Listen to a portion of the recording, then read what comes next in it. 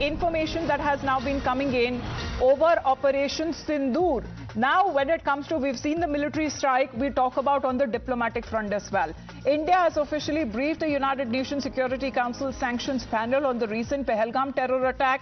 In a significant move, India has sought a terror outfit tag for the TRF or the Resistance Front, which is an offshoot of the Lashkar-e-Taiba. The message is clear that India is naming and shaming Pakistan on global platforms, urging the international community to act against cross-border terrorism. And this is as far as the Indian officials briefing the UNSC Sanctions Committee on Pakistan-based TRF terror group.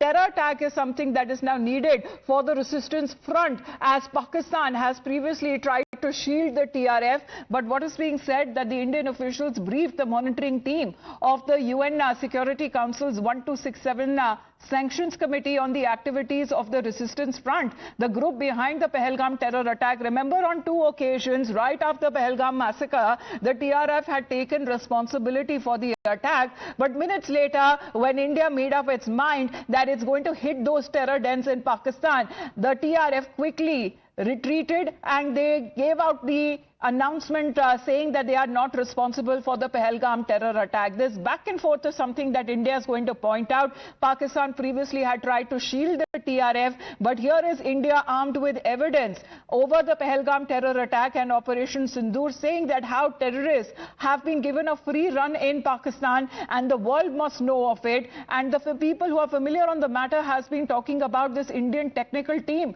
which is actually visiting New York to interact with the monitoring team of the 1267 Sanctions Committee and other partner countries in the United Nations. And as far as the team, what is being said is meeting the representatives of the UN Office of Counter-Terrorism and Counter-Terrorism Committee Executive Directorate as well. And the team's effort is on this part that it will get the TRF to be designated as a global terrorist group. The TRF, remember, is a front of Pakistan-based Lashkar-e-Taiba, initially claimed responsibility for the Pahalgam terror attack, and the group, however, later retracted on the claim on the directions of its handlers across the border.